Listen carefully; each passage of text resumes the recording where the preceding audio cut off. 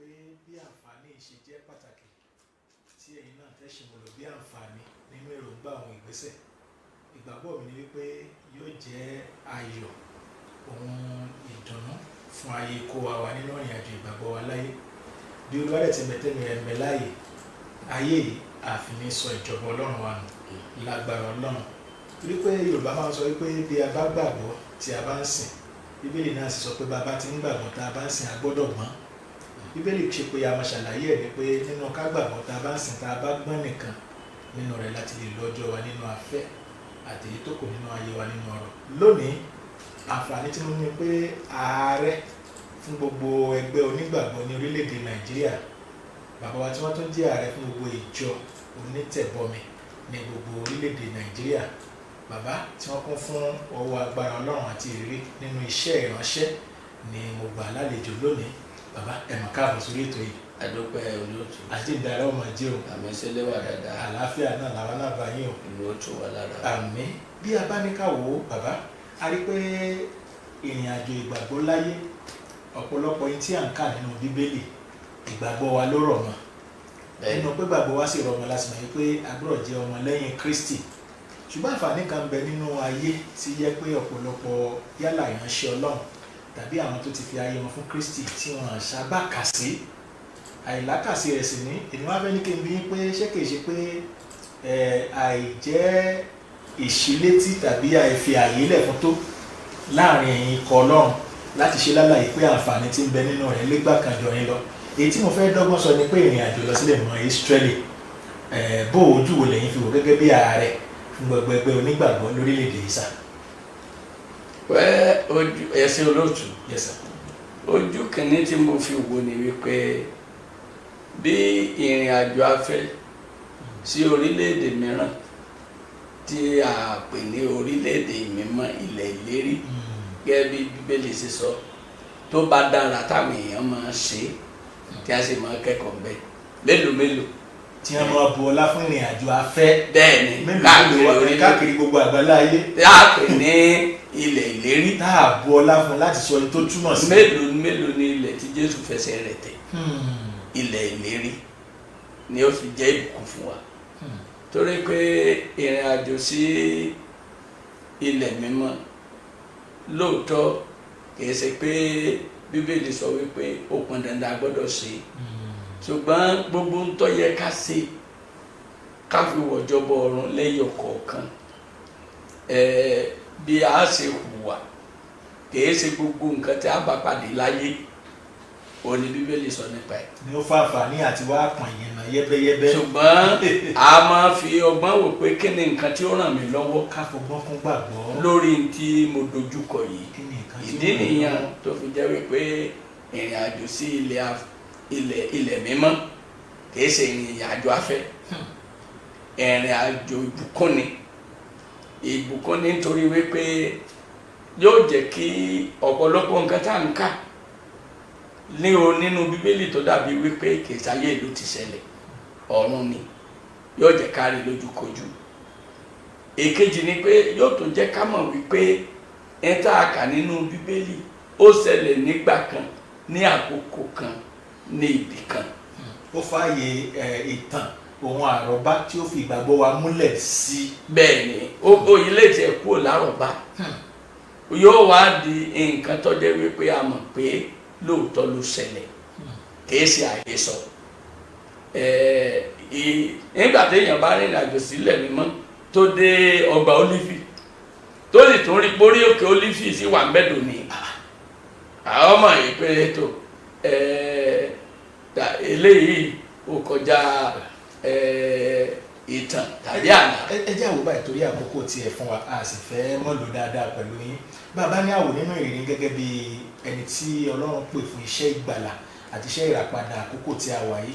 Nínú èrè yín kẹ́ tó di ààrẹ ẹgbẹ́ onígbàgbọ́ ní gbogbo orílẹ̀-èdè Nàìjíríà pẹ̀lú ìrírí nípa ti lọ sí ilẹ̀ mímọ́ Ísírẹ́lì wọn pé yóò ti tó bí ọ̀pọ̀lọpọ̀ ọdún gẹ́gẹ́ bí olùṣọ́ àgùntàn nígbà ìrírí yín àkọ́kọ́ sàgbà tẹ́ kọ́kọ́ lọ àti gbà tẹ́ padà dé tẹ́ dórí pẹpẹ bó o ló ṣe rí nínú ìwàásù àkọ́kọ́ lẹ́yìn gbà tẹ́ lọ ilẹ̀ mímọ́ nígbà àkọ́kọ́ sà. nǹkan kẹ́ni tó ṣẹlẹ̀ ni pé nígbà mo bá ń sọ̀rọ̀ nípa nǹkan tó ṣẹlẹ̀ nínú bíbélì bí wàásù. bẹ́ẹ̀ ni màá lè máa fi ojú mi wo ibi tó ti ṣẹlẹ̀ yẹn torí mo ti rí nígbà tá a bá ń kà náà ìwé Mátì orí 4 tá à ń sọ nípa ìdánwò Jésù ní orí òkè gíga mọ̀mọ́ bókè yẹn ti ga tó mo wọnú hù ọ̀kan náà àwọn òtí Jésù tọ́lọ̀ dúró sí kójú ọmọ pákó lè bá wà lónìí nìkan pẹ̀lú bàbá rẹ̀ nígbà bá ń sọ̀rọ̀ nípa orí òkè ìparadà mo gun orí òkè ìparadà yẹn mo débẹ̀ mo dẹ̀ wá rí pé Ọlọ́run tóbi lọ́ba hallelujah. but number 1 bó ń Jésù Kristi bó ló ṣe fi ẹsẹ̀ dé ibi so ìyá ni ara ẹni sápá kan láti bá Ọlọ́run pàdé ó ṣe pàtàkì tó báyìí débi pé kéèyàn pọ̀ òkè tó ga tó báyìí. ó túmọ̀ sí pé ìṣàlàyé ọ̀rọ̀ yín nínú bíbélì ó tún fẹjú sí yàtọ̀ sí ìtẹ́ lọ kà nílé ẹ̀kọ́ bíbélì. ọyẹ orí bẹ́ẹ̀. ẹ káwọn bá ní àwò pẹ̀lú àǹfààní àìdílé tí àwọn ẹbúsá ní gan ní jáfìdí ìròyìn ò táfojúbà. àfojúbà ojú ìròyìn lọ. bàbá wa ní àwà nínú àǹfààní tọ́lọ́run fún yín gẹ́gẹ́ bí ààrẹ fún gbogbo ẹgbẹ́ onígbàgbọ́ tí Ọlọ́run yìí lọ́wọ́ tẹ́ lọ sáà àkọ́kọ́ tí gbogbo orílẹ̀-èdè Nàìjíríà gbogbo àwọn ọmọlẹ́yìn Kristi tó ń wò bíi pé bàbá yà àǹfààní ìrìn àjò wọn ìtukọ̀ ìṣàkóso wọn kò dàbí ejò tó kọjá lórí àpáta tí ò nípa kí wọ́n tó wá sí sáà kejì tí ò sábà wọ́pọ̀ yìí tí a bá wá ní káwọ́ kí ni ìmọ̀ràn tẹ́ fẹ́ gba gbogbo ẹgbẹ́ onígbàgbọ́ yálà olùṣọ́ àgùntàn ajínrere olùdájọsílẹ̀ tàbí àwọn ìjọ tó ti pẹ̀ka káàkiri kí ni ìmọ̀ràn tẹ́ fẹ́ fún gbogbo onígbàgbọ́ ní bí àǹfààní tá à ń sọ nípa rẹ̀ nípasẹ̀ ilẹ̀ mímọ́ Ísírẹ́lì. ohunkóhun tí èyí bá ṣe ẹ̀ṣẹ̀ tó sì lè ran ìgbàgbọ́ wa lọ́wọ́ ká má fẹnu tẹ́ńbẹ́lú ẹ̀. ohunkóhun tí èyí bá ṣe ẹ̀ṣẹ̀ tó sì lè ran ìgbàgbọ́ wa lọ́wọ́ nítorí wípé ẹ̀ tá a fòye gbé ó yàtọ̀ sí tá a fojú rí. Gẹ́gẹ́ bí ẹ̀kọ́ ìmọ̀ ènìyàn àti ìmọ̀ ohun tá a pè ní ìmọ̀ nípa ti Ọlọ́run theology ohun tí mo gbà ní PhD ní liturgy ìyẹn ni pé béèyàn ṣe sin Ọlọ́run béèyàn ṣe sin ní theology gan ní theology yẹn tí mo specialize lórí liturgical studies a dẹ̀ gbà níbẹ̀ wípé tí ènìyàn bá fẹ́rẹ́ ṣe ìwàásù tó bá pe àwọn tí máa ṣe orí ìtàgé tó ní tí mo fẹ́ wàásù lé lórí ẹ̀kọ́kọ́ ṣe léré káwọn èèyàn orí báwọn èèyàn bá gbàgbé gbogbo èbú tó fọ̀ bí ìwàásù wọn ò ní gbàgbé eré orí ìtàgé tí wọ́n fi ṣàpẹẹrẹ ọ̀rọ̀ fún wọn torí wípé nǹkan tó bá ti jẹ́ dírámà ìmọ̀ tètè wọnú ọpọlọ lọ tọ́ba dẹ̀ débẹ̀ kì í tètè fẹ́ kú lélele kò ní lọ. ìdí nìyẹn tó fi jẹ́ wípé níta bá fojú rí báyìí ọ yàtọ̀ sí wípé mọ̀lára ni. so bí ó bá ti jẹ́ wípé kò síbi bíbélì kọ́ sí pé tọ́ ọba lọ lẹ̀mí mẹ́sẹ̀ ni ẹni ọba fẹnu yẹpẹrẹ lílọlẹ̀ mímọ́ ibi òye rẹ̀ dé ni. ibi òye rẹ̀ mọ̀. bẹ́ẹ̀ ni. láǹfààní ètí ń bọ̀ lọ́nà èyí bàbá tí ẹ ṣe fi ààyè rẹ̀ sílẹ̀ wípé ní ọjọ́ 17 oṣù kẹrin títí di ọjọ́ 9 oṣù karùn-ún pé ẹ̀yin fúnra yín wípé ẹ fi ààyè sílẹ̀ gbogbo ọmọlẹ́yìn Kristi ní gbogbo àgbáláyé òkè á pàdé yín nítorí ìkẹsà. bí mo ṣe máa kó àwọn èèyàn lọ tẹ́lẹ̀ nù ṣùgbọ́n ọmọ wípé èèyàn kàn ń ṣeré ńlọ gbàfẹ́ torí kọ́ mọ̀ bá dàbí wípé yẹn ń ṣeré ńlọ gbàfẹ́ ìlànà mo fi àkókò sílẹ̀ torí kò sí àkókò tó bá mo fi àkókò sílẹ̀ wípé kí àwọn èèyàn kí wọ́n lè ní ìrírí tó lógo kó fi jẹ́ pé ìran tí wọ́n rí nípa Jerusalem táyé yóò pè wọ́n níjà síwájú sí i láti lè máa lépa Jerusalem tọ̀run. To God be the glory once again on this special program. We want to use it as a medium for all the people that was unable to listen to us in Yoruba dialect. This Papa, Dr. Reverend Shupo Ayokunle, the National President for Christian Association of Nigeria, and also the National President for Nigerian Baptist Convention. Daddy, good afternoon once again. Good afternoon. I see it as a privilege to have you on this special podium today. Now, as a Christian, what can you say about the land of Israel that related to our believing in Christ Jesus, sir? Well, you cannot separate the salvation story from Israel. Because it was in Israel that the Lord was born. It was in Israel the Lord grew up, though briefly he spent a brief period in Egypt when he was taken away from Herod, wanted to kill him. It was in Israel that the Lord did his many miracles. And it was also in the same Israel that the Lord was crucified, the righteous for the unrighteous, so as to take away our sins. And it was in Israel that the Lord rose from the dead. It was in the same Israel on Mount Olivet that the Lord ascended to heaven. So any history related to Christian life must not delete the land of Israel. Our Israel, our salvation was battered in Israel. Our salvation Was battered in Israel. Thank you for this privilege. I love this definition.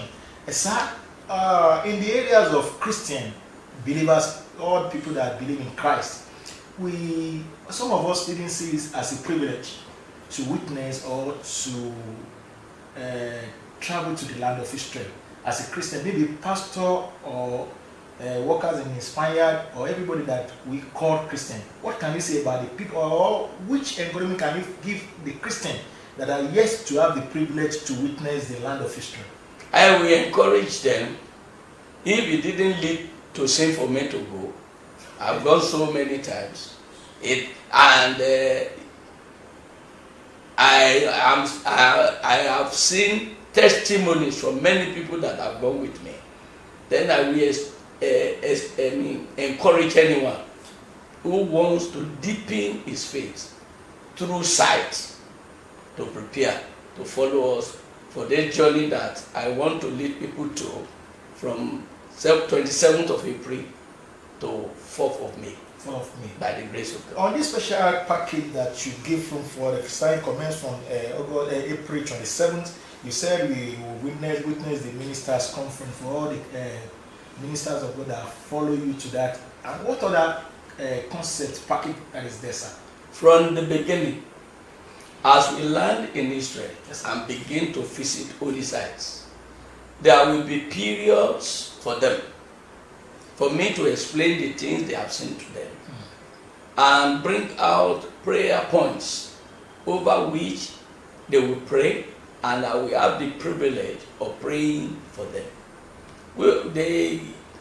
After visiting these sites as well, there will be period of fellowship together when all of us will share testimonies. People will have opportunity of presenting their requests and will be able to take the request together unto God. Going far away from home is going to also free you from disturbances and all other distractions that may carry your focus away from being alone with God. Sir, you have been going with the Baptist Convention. Yes. The Nigerian Baptist Convention for so many times now. But now, this one, are you saying it's privileged to all Christians, not to talk of the denominations, all Christians that you are the president? What can you say about this one? I just feel that I should open it up to more Christians to participate. You open it all? Yes, as the father to all, by the grace of God, not by ability. Hallelujah. I should make it available. Hallelujah. And let others benefit from what the Nigerian Baptist Convention members have been benefiting over the years. Sir, and you said that's April 27th to May 1st will be another memorable history. Yes, opportunity to lay hands upon people. We will also share the Holy Communion together at the Garden Tomb. And faith will become sight to some extent. Until we get to Mount Zion in heaven. Where we will see the Lord face to face. Baba, mo dúpẹ́ fún àǹfààní àìdí ilé tí ẹ fún àìsí. Ṣùgbọ́n a gbọ́dọ̀ nílò orí ọ̀gẹ́gẹ́ báyìí gẹ́gẹ́ bí oníròyìn àti gbogbo àwọn tí wọ́n wà ní gbogbo ìkànnì àgbáláyé ká má lè béèrè ìbéèrè tó ní í ṣe pẹ̀lú ohun tí ń ṣẹlẹ̀ ní Nàìjíríà. Bó o ní ìgbésẹ̀ wo ni ẹgbẹ́ onígbàgbọ́ tí ẹ jẹ́ ààrẹ ẹni àkọ́kọ́ tí ẹ jẹ́ aṣojú gbogbo ẹgbẹ́ onígbàgbọ́ lórílẹ̀-èdè Nàìjíríà kí lẹ̀ ń ṣe nípa ètò ìdojúkọ ètò ààbò tó bá tó rẹ̀ jẹ́ pé àwa kìrìsìtẹ́nì ló dábàá pé dojú kọ jù ó dàbí pé àwa kìrìsìtẹ́nì kìíní ọ̀n dojú kọ jù tá a bá sì ní àwò ìpèníjà ọ̀hún a rí pé ọ̀rọ̀ ètò ààbò àti ìfẹ́ tí àwọn ọmọlẹ́yìn Kristi ní àwa mọ̀ wípé àwa bí wọ́n bá fẹ́ yan ọba bí wọ́n bá fẹ́ yan ààrẹ tàbí ipò kankan ẹ̀yin wòlíì ẹ̀yin olùṣọ́ àgùntàn ní ọmọ dígbà wa bá láti béèrè tí ọ̀la yóò wí nínú ìjọ kan tàbí nínú orílẹ̀-èdè kan kí ni ìgbésẹ̀ tí ẹ̀yin ikọ̀ Ọlọ́run pàápàá tẹ́ jẹ́ ẹ̀yin gẹ́gẹ́ bí ààrẹ kí ni ìgbésẹ̀ tẹ́ ń gbé nípasẹ̀ pẹ̀lú ìfọwọ́sowọ́pọ̀ àwọn ikọ̀ Ọlọ́run gbogbo àgbáyé nípasẹ̀ ètò ẹ̀bùn orílẹ̀-èdè yìí. Gbogbo yín náà lẹ ti rí bí ọ̀rọ̀ ṣe ń lọ àti bí a ṣe ń sọ̀rọ̀ ní gbogbo ìgbà nítorí pé ẹni tí ò bá fẹ́ kí nǹkan bàjẹ́ kò ní wo nǹkan tí ń bàjẹ́ níran yóò ṣe nǹkan kan pa ẹ̀ tá a bá ní ká fi dídá àtàwọn olóṣèlú kò sí nǹkan tí ń ṣẹlẹ̀ ní ìsìn tó yàtọ̀ tó burú ṣùgbọ́n àwa tí nǹkan bá fẹ́ra tá a mọ bí wọ́n bá wà dé lọ́wọ́lọ́wọ́ àwọn gbọ́dọ̀ mọ́ sọ̀rọ̀ síta nítorí pé ẹ̀tún òwe ìròyìn lónìí kò tún sí ká yànmọ̀yànmọ̀ náà tó ní wọ́n wọ ìlú kan ní Borno wọ́n pa èèyàn lọ rẹpẹtẹ wọ́n sun ṣọ́ọ̀ṣì náà gbogbo dúkìá wọ́n bàjẹ́ ṣé láwa àdàkẹ́ láwa wípé a ti ṣẹ́gun àwọn agbésùmọ̀mí o àìṣẹ́gun wọn Ọlọ́run bá ní ṣẹ́gun wọn náà ìdí dàbí ń kénu wípé igi gangan mágùn lójú òkèèrè láti lọ òkùnkùn lọ́bẹ̀ síbò wá mọ́lẹ̀ òkùnkùn ìtàjẹ̀sílẹ̀ ìpànìyàn bẹ́ẹ̀ tó ní àwọn Fúlàní darandaran tó ń ṣe búburú tiwọn káàkiri ní gbogbo agbègbè mọ́tòkànú pépà lónìí ẹni tí a tún dánwò ní Ọ̀wán local government àbí nǹkan ní of Edo state ti Edo mo gbọ́ tí gómìnà sọ tí ẹ̀mí èèyàn ṣàjọ wọn lójúmọ́ a lè máa wo nǹkan ràn lọ báyìí ìdí nìyẹn dáa gbọ́dọ̀ fa ìjọba tó wà àwọn tó wà lórí ìjọba létí wípé ẹ̀ ń sùn ní abẹ́ ń tó gbé. bójú yìí ò bá tiẹ̀ gan ní àárín. à ń kí ànsà ẹlẹ́ẹ̀mẹ́ni ó kú ẹ̀ ń gbọ́ abisu ta lóko ṣé ọlẹ́sẹ̀ yẹ kéèyàn ọlẹ́sẹ̀ máa ń tọ́ fún yín pàgbẹ́ ló kú tẹ́yìn wá ẹ̀ tó wá máa bá ní jiyàn wípé àmọ́ tá a sọ ẹ̀rọ là ń pa àwọn tí sì ń gbógun yìí wọ́n ti sọ láti bẹ̀rẹ̀ pé àwọn gbógun ti àwọn ọmọlẹ́yìn Jésù so ẹni ó sì lóun gbógun ti ọmọlẹ́yìn Jésù kò sì tí ì jáwọ́ wípé òun ò gbógun ti àmọ́ so gbogbo ẹ̀yin agbọ̀ràndò tó ní tó ń bàjẹ́ tẹ́ wà wípé òun ò gbógun ti ọmọlẹ́yìn Kristi sáwà tá à ń ti ń pa ṣé àmọ́. ó túmọ̀ sí pé Kírísítẹ́nì mọ́ ti wá sí ibi ọ̀rẹ́. bẹ́ẹ̀ ni áńgẹ́lì rẹ̀ ń wí o láàrin ọ̀tá ló wà lóòótọ́ wọn ń pọ ọmọ Nàìjíríà míì náà inú sì ń bí wa wípé wọ́n ń wò wọ́n ràn láti máa pa wá ṣùgbọ́n náà gbogbo àwọn ikọ̀ tí ń pààyàn kiri wọ́n ń pera wọn ní ikọ̀ Islam bó ni àwọn òbí wọn ṣe tọ́ wọn dàgbà tí wọ́n fi yàyàkuyà báwọn dẹ́nbọ́mọ̀ rẹ bá yàyàkuyà tí ń lọ wọlé onílé tí ń lọ pẹ̀lú míì ṣé ọ̀yẹ́ káládùúgbò rẹ̀ ó ké sí ọ pé mú ọmọ rẹ so kí ọmọ rẹ ó tó bàlújẹ́ kí gbogbo ọmọ dìjà gbòòrò ní tá à ń pariwo nù kéèyàn wá máa sọ pé wọ́n pa mùsùlùmí púpọ̀ ju kìrìsìtẹ́nì lọ ṣé ẹlẹ́tọ̀ àti pẹ̀lú ṣé pín láwà máa pín nírọ̀ pàdé. ṣé wọn tó nígbà wọn bá wá tó pa kìrìsìtẹ́nì náà tó ti mùsùlùmí kẹ́ tó mójú tó. wọ́n ti pé èyí tí à ń sọ ẹ̀mí ìsìn bí gbogbo àwọn ọmọlẹ́yìn Kristi bá lè fọwọ́sowọ́pọ̀ pẹ̀lú láti rìnrìn àjò tẹ́yìn fi àkókò rẹ̀ sílẹ̀ á tó gbàdúrà fún orílẹ̀-èdè wa Nàìjíríà torí pé nígbà kan Bíbélì ní pé ká gbàdúrà fún Jerúsálẹ́mù ó ní àwọn tá a bá fẹ́ yóò ṣe. àgbàdúrà sì gbégbèsè àgbàdúrà gbégbèsè ìgbésẹ̀ láriwo tá ń pa ẹ̀ tí gbogbo àwọn ìjọba wa àti gbogbo àwọn ilẹ̀ òkèèrè tí wọ́n lè ràn wá lọ́wọ́ wọ́n bá ní fa ìjọba ìlétí. àti orílẹ̀-èdè tó bá lè ràn wá lọ́wọ́. àwọn wo sì bá ní ràn wọ́n lọ́wọ́ nípa tàwọn ọmọ ogun àti nǹkan ìjagun. ó dàbí wípé ìrè fẹ́ dòdì torí èso fẹ́ gbàdídà nílé ajá. Ọlọ́run yóò ràn wá lọ́wọ́. Àwọn àdúrà yín tí ẹ̀ ń gbà lórí orílẹ̀-èdè yóò gbà lórúkọ Jésù. Àkókò ìdarí ìtukọ̀ ìṣèjọba tí gẹ́gẹ́ bí ààrẹ yóò sì wà ní àlàáfíà. Ọlọ́run bá lè fààyè gbà fún ọba Sólómọ́nì tí agbègbè rẹ̀ ìṣèjọba rẹ̀ wà lálàáfíà nípasẹ̀ tí orílẹ̀-èdè yóò gbà tí a náà rò lálàáfíà. Lẹ́ẹ̀kan sí nípa ètò ìrìn àjò ilẹ̀ mímọ́ lọ sí Ísírẹ́lì ńlá wa bá bàbá wa sọ. Bàbá lẹ́ẹ̀kan sí ẹ ní ọjọ́ kìló. Ọjọ́ 27 oṣù kẹrin 2020 títí dé ọjọ́ kẹrin oṣù karùn-ún 2020 ìrìn àjò náà wáyé. Bẹ́ẹ̀ ni lágbára Ọlọ́run. Ẹ sì ti fi láǹfààní pé kìí ṣe ìjọ onítẹ̀bọmi nìkan gbogbo èèyàn lẹ́yìn Kristi ní gbogbo àgbáńlá ibẹ̀ bá kúrò wá lókèrè ẹ lè darapọ̀ wá ní àwọn àkókò yìí. Àwọn nọ́mbà tẹ́ lè kàn sí àwọn sọ lójú wọn wa. A dúpẹ́ fún àǹfààní ẹ̀rí ilé lórúkọ Jésù ojú kò ní tí wà gbólóhùn ọ̀rọ̀ kan bí a ṣe ń kásẹ̀ tó yí bàbá torí àdúrà lẹ́nu ikọ̀ Ọlọ́run àṣẹ ni. Mo ṣàdúrà fún orílẹ̀-èdè lórúkọ Jésù Kristi ogun òkùnkùn kò ní ṣíwọ́ ọ̀mọ́lẹ̀. Àmín Jésù Kristi.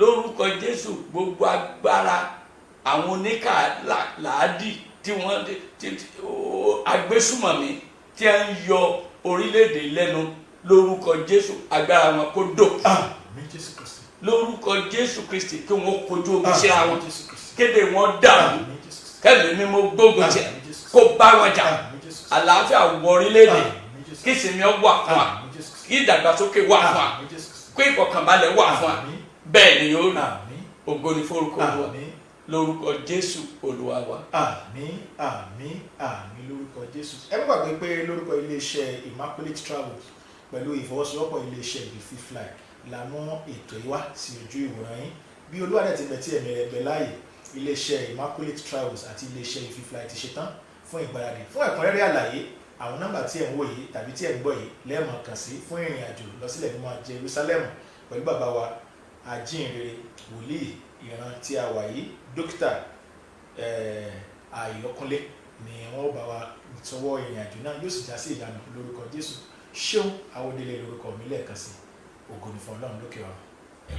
àǹfààní aláìlẹ́gbẹ́ níléeṣẹ́ Immaculate Travels pẹ̀lú àjọṣepọ̀ iléeṣẹ́ You Fit Fly gbé kalẹ̀ yìí o láti lọ sí ilẹ̀ mímọ́ ká tún lè fojú gan ní àwọn ibi tá a dárúkọ nínú Bíbélì. Bàbá wa ìránṣẹ́ Ọlọ́run alààyè Reverend Dr. Ṣùpọ̀ Ayọ̀kúnlé CAN National President ni ó máa léwájú ọ̀pọ̀ ìránṣẹ́ Ọlọ́run alààyè mìíràn bíi Reverend Philip Oyewale Big Bọ́lájí àti Kẹ́mi Rebot láti kó wa sòdí lọ sí Jerusalem, Bethlehem, Galilee, Nazareth, Jericho, Jaffa, Canaan, Shiloh, Magdana, orí òkè Tabiora, orí òkè Kameli, Kapernaum, Òkun Pupa, odò Jọ́dánì àti ọ̀pọ̀lọpọ̀ ibi mánigbàgbé tó ṣe iyebíye nínú Bíbélì. Monday ọjọ́ 17 oṣù kẹrin títí di Monday ọjọ́ kẹrin oṣù karùn-ún ọdún tá a wà yìí. Ẹ kàn sí wa ní Success House Block 8 Plot 15 7 Up Road Olúyọ̀lé Main Estate Ring Road Ìbàdàn. Telephone 08011111190 tàbí 08065006662.